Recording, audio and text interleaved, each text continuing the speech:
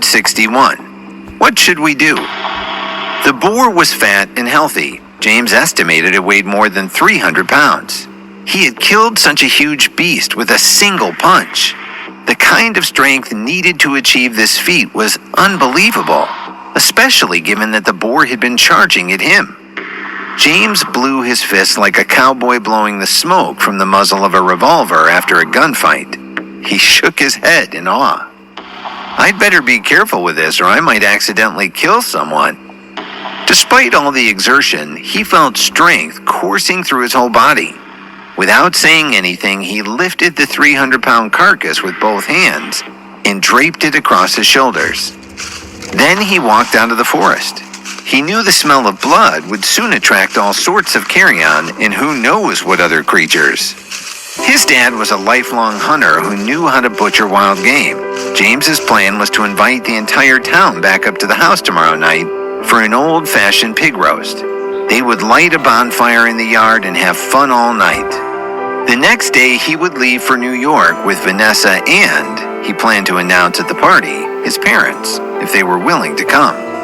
On his way down the mountain, James saw some people from town foraging for mushrooms. He threw the boar into a rocky ditch and went over to see them. He wanted to be cautious and hide his abnormality so he didn't have to answer any questions about the system. James greeted them and said he'd been strolling in the woods when he came upon the dead boar. It must have been killed in a fight with a rival, he said, but lucky for him, now he could have everyone over for a roast pig. The mushroom pickers retrieved their ATVs and together, they hoisted the body onto the rear rack of the bigger one. James hopped on the back of the second vehicle and they chugged their way down to his parents' house. Dad, Mom, come out and see what I picked up, he shouted as soon as the ATVs entered the yard. Vanessa was the first to come out. The thick stench of blood made her cover her mouth and retch. James, what is that thing? She asked. It was not that she was overly squeamish. It's just that she was from the city. She had never seen anything like this before. The only raw meat she ever saw was in the display case at Whole Foods. Marilyn and Henry also came out to see what the commotion was all about. His father took one look at the big fellow and went to get his butchering tools. His parents agreed right away about the pig roast. They were more than happy to share their largesse with others. The following night, the Tucker yard was bustling with activity. It seemed as if the entire town was there. A bonfire blazed off to one side, people using tree trunk rounds yet to be split into firewood as makeshift seats. Henry personally tended to cooking the pig. He had a special oven fashioned out of a 55-gallon drum equipped with a rotating spit to roast the meat slowly and evenly. A handful of people had brought instruments and held an informal bluegrass jam not far from a keg of beer sitting in an old steel tub filled with ice. The delicious smell of the roasting pig was phenomenal, the dripping oil sizzling on the coals below. When it was done, people heaped piles of the juicy meat onto rolls, slathered it in barbecue sauce, and filled their plates with sides.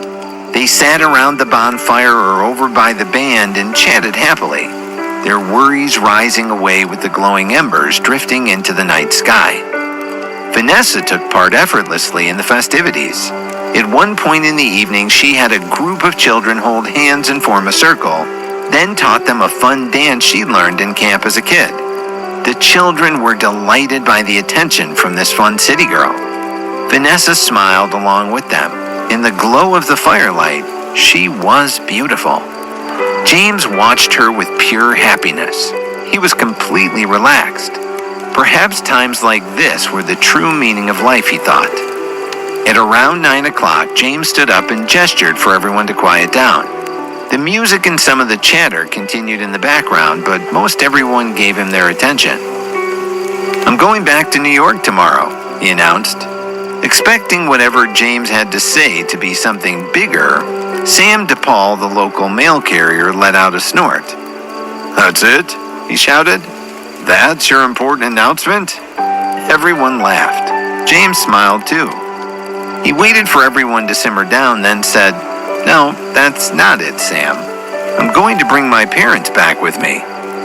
That got everyone's attention. James pressed on. My parents have lived and worked in Beaufort County their entire lives. Since I have the means now, I want to take them to the city to see a bit more of the world and to enjoy life." His father stood up from a lawn chair and looked at James seriously. "You want to take me and your mother to New York?" "Yes, Dad. What do you say?" Henry sat back down in his chair. "I'm not going to New York," he said tersely, without leaving room for discussion. Marilyn smiled warmly at her son. It certainly was a grand gesture, but she felt the same as her husband. James, I would be like a fish out of water in New York," she said. The lively atmosphere became quiet and more than a little awkward. Although James looked miserable on the surface, he wasn't defeated yet. He still had a trick up his sleeve, but he waited for the right moment to play it. "Mom, Dad, I really want this. Would you at least please consider it?" Seeing their son's heartfelt expression, they felt a little bad. Marilyn attempted to extend their son an olive branch. "It's not that we don't want to go with you, James. It's just that who's going to take care of this place, my garden, and the chickens? We can't just up and leave." The three of them sat down together, and James tried various arguments to persuade them. Even Vanessa did her best to coax them into at least giving it a try. But Henry and Marilyn could not be swayed. They were not moving to New York City. Seeing that he had hit a brick wall, James deployed his last-ditch weapon. He approached Bob Sylvester, who had been sitting quietly over by the fire, sipping from an enamel cup with a splash of bourbon in it. Bob was a decorated World War II veteran who never hid the fact that his time in Europe during and after the war was the most formative period of his life. He was a Westford man through and through, but he'd always encouraged the young people in town to get out there and see more of the world if the opportunity arose. His words had weight, and everyone respected him.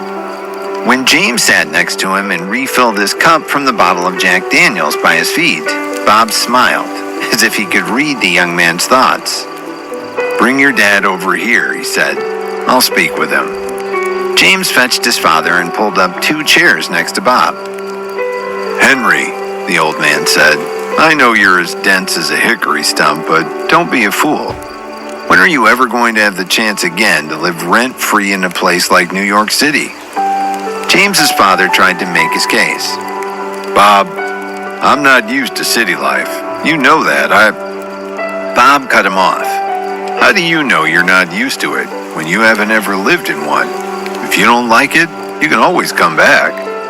Before Henry could protest more, the old man continued. "I'll take care of the damn potatoes and chickens. Just go." Edna, Bob's wife, chimed in. "I agree. If you don't like living in the city, I'll personally drive to New York to bring you back." Edna hadn't driven a car in years, but everyone knew what she meant and didn't doubt her sincerity.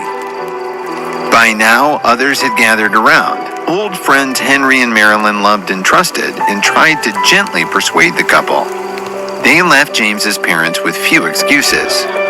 Henry relented first. "What do you think, honey? Should we go to New York with our son to broaden our horizons?" Marilyn just chuckled. Her willpower, too, had been worn down.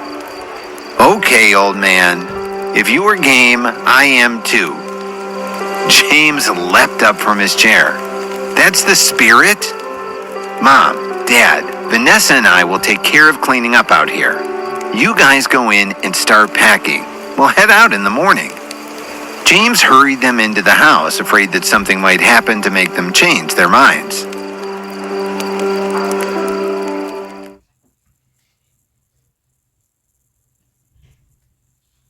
Episode 62. Help Me. The next day at noon, the foursome, James and Vanessa, Henry and Marilyn, pulled out of Westford town limits. New York was about 350 miles from Richmond. It was mostly freeway driving from that point, but James took it slowly. It was the first time his parents had been in a car for such a long time, so they weren't used to it. He made sure to take frequent breaks. Thankfully, the Mercedes G55 AMG was a comfortable ride even for an off-road vehicle. It took about 6 hours to reach the New York metro area. Looking at Manhattan's skyscrapers from the Jersey side of the Hudson River, Henry and Marilyn's faces were full of curiosity and wonder. All of it was so completely different from their quiet life in the Blue Ridge Mountains. It was all so busy, so new, and strange. Henry was especially excited by the urban sights. He pointed like a little boy at all the jets lining up to land at JFK, LaGuardia, and Newark airports, his eyes filled with delight. He'd always loved aircraft. James enjoyed watching his parents in the rearview mirror. How about it? Now do you feel that this trip was worth it? He didn't expect an answer to his rhetorical question. What was the purpose of their working so hard for so long? Wasn't it so they could finally kick back and relax? Henry caught his son's eyes in the mirror. Your mom and I raised you well. You've grown up. His father was a reserved person. He was always proud of his son, but he rarely doled out praise. As such, his remark took James by surprise. But Henry was in a rare talkative mood. We couldn't have raised you and got you through college without the support of everyone in town. It would be great if you could bring everyone in Westford to New York. That's right, Marilyn agreed. She was enjoying the new surroundings as much as her husband, but her heart was still in the Blue Ridge. She wasn't about to forget her lifelong friends just because they had switched homes. James was equally aware of his hometown support for him over the years. He hoped to repay the favor someday and said so. The easy conversation between the three of them moved Vanessa deeply. In her circles, materialism was what made things go round. Friendships were merely an exchange of mutual connections and benefits. She had never truly experienced such pure kindness as James and his parents talked about. She could see that although they didn't come from wealth, they were rich in emotion and sincerity for each other. Their whole town she'd just experienced was just like that. James drove the Mercedes over the George Washington Bridge into Manhattan and made his way down to Tribeca in the Lux Villa. They parked in the underground lot and arranged to have their luggage brought in. They then took the elevator up to Unit 44A. He opened the door. This will be your home in New York from now on. Come in. His parents hesitated on the threshold. Are you sure? Marilyn asked. This is your apartment? Is it even one apartment? His father asked. Although Henry had never left Westford, he'd seen shows about the rich and famous on TV. But this was another level entirely. He couldn't believe it. Come in, James said. Do you think I would lie to you? Yes, this is my place. After his parents crossed into the foyer, they saw the full grandeur of the space. They looked at each other, speechless. James wasn't surprised. He knew they'd need some time to adapt to their radical new living situation. Just as they sat down, the door buzzer sounded. Vanessa checked.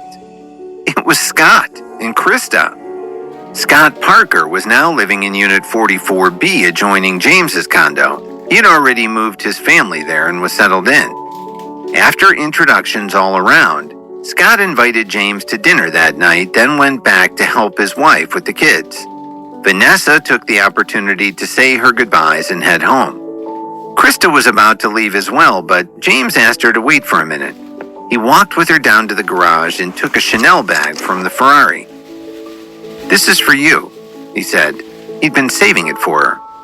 Krista knew right away the bag was a limited edition. She was afraid to even think how much it cost. She tried to hand it back. I can't accept this. It's too expensive. James wouldn't budge. Just take it. I bought it before I went to Virginia, but I didn't have time to give it to you. Krista felt her breathing quicken. Thank you, Mr. Tucker, was all she could say. She turned around and hurried back to the office. She was confused, not sure how to interpret what had just happened. Before leaving for Virginia, James had told Scott that he might be going abroad soon and needed him to look after his parents. He'd used this excuse to convince his friend to accept the apartment. Scott was a sensible person. He and his wife Teresa were truly grateful to James. He was their family's greatest benefactor. He brought Teresa to James's unit and greeted his parents warmly. James was touched by the gesture. James did not plan to leave New York right away. He had things he needed to do before he could leave the country. He was hoping to set sail for the Maldives in about a week. In the meantime, he would give his parents a tour of the city.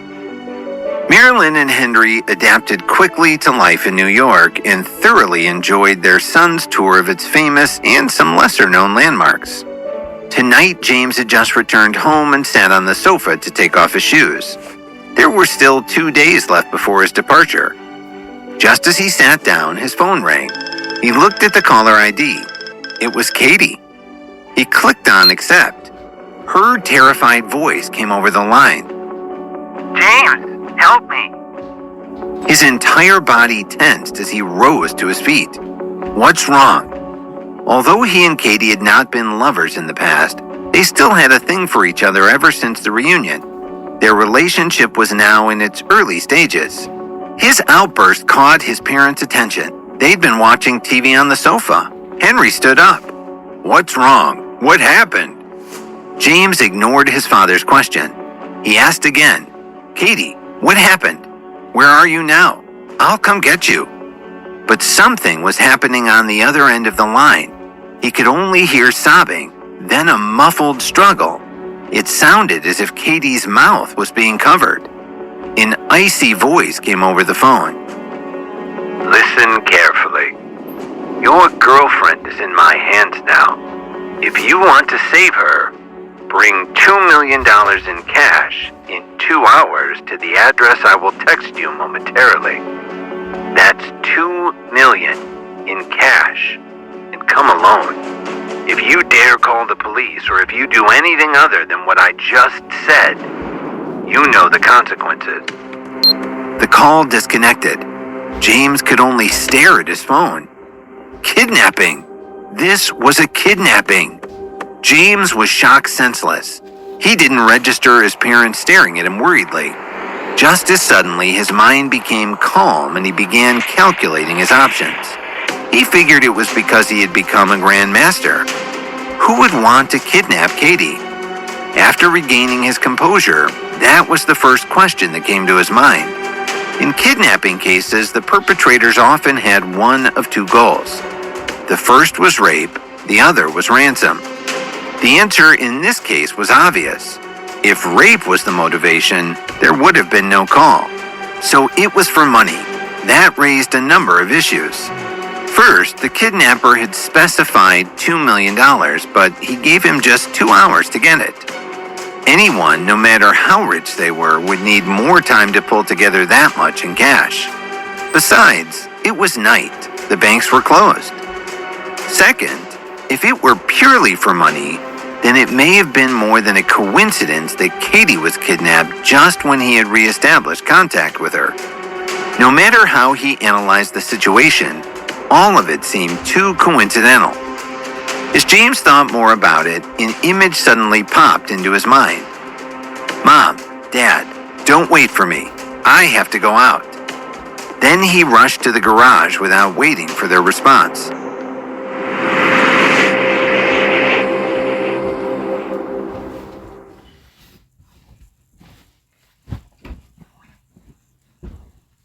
Episode 63. It's you. 2 minutes later, James was in his Ferrari 812 and heading up the West Side Highway towards the Lincoln Tunnel. Destination: an abandoned chemical warehouse in Hoboken over in New Jersey. Traffic was relatively light and James had no trouble getting to the site where he'd been instructed by the kidnapper to bring the money. He didn't park too close. Instead, he found a staffed parking lot about a mile away where he felt safe leaving the car. If he got any closer, he was afraid he would alert whoever these people were. After all, he had not prepared any cash, nor did he plan to use money to save Katie.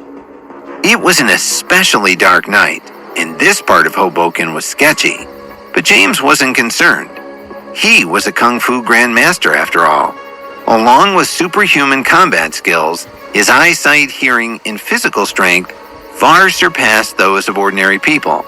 He made his way on foot to the abandoned warehouse. He moved like a leopard, a silent hunter closing in on his prey. Several minutes later, he arrived at the warehouse gate. James didn't act rashly. He concealed himself in the shadows and observed the situation carefully. The warehouse's footprint was enormous. Looming in the dark, the surrounding area lit only by a handful of anemic industrial spotlights, it looked like a menacing brick behemoth. As James observed the area, he noted cigarettes flaring in the dark outside a door to the building. There were people on guard. He decided to avoid that door. He would circle around instead. James moved silently around the perimeter of the site. Soon he came upon a hole in the chain-link fence. He slipped through quickly, moved up to the exterior wall of the warehouse, and slid up to a window. He peeked in. Weak lights dimly illuminated the scene inside. His powerful eyesight easily penetrated the darkness. He could see several sentries patrolling the warehouse floor.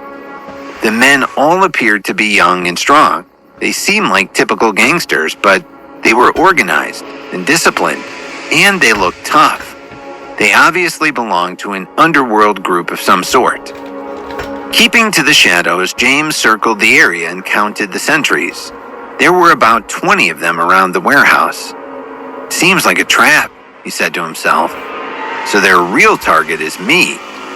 He clenched his fist, his face revealing cold determination.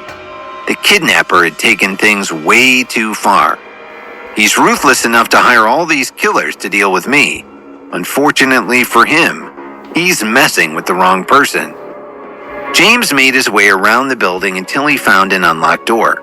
He slipped inside and moved deeper into the interior. The most important thing now was to confirm Katie's location. It didn't take long to figure it out. Katie was almost certainly being held in a well-lit area of offices and conference rooms towards the center of the building. Not only was it well lit, but it was also heavily guarded. She had to be there. With his enhanced physical skills, James was able to dodge the guards and get close to the interior office section. He put his ear to a wall and listened. Someone was talking. "You know our agreement," a gravelly voice said. "If Tucker doesn't bring the money, I still get paid for my services." "I know the rules," a more refined voice responded. "Money is not a problem, but you have to take care of him." James smiled coldly.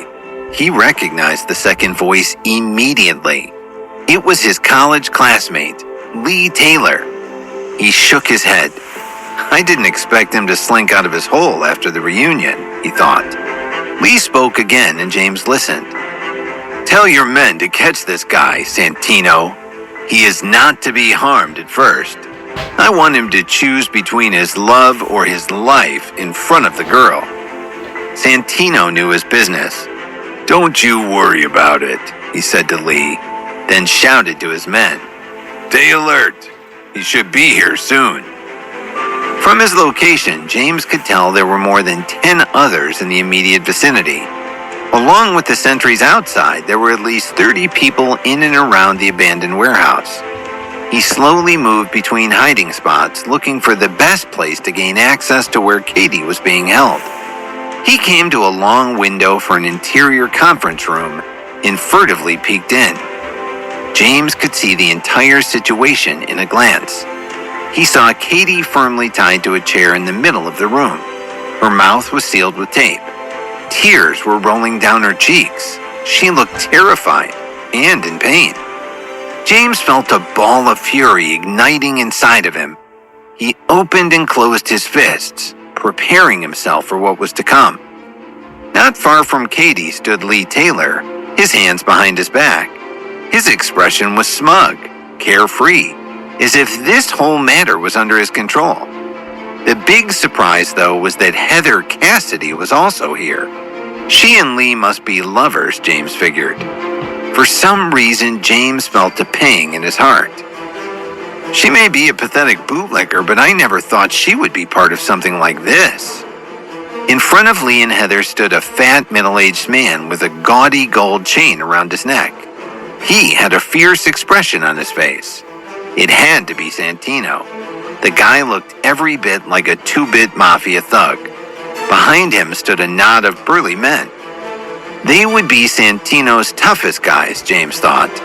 A mafia crew leader would naturally keep his biggest badasses by his side to ensure his own safety and maintain his authority. Lee spoke to the gangster with fawning respect.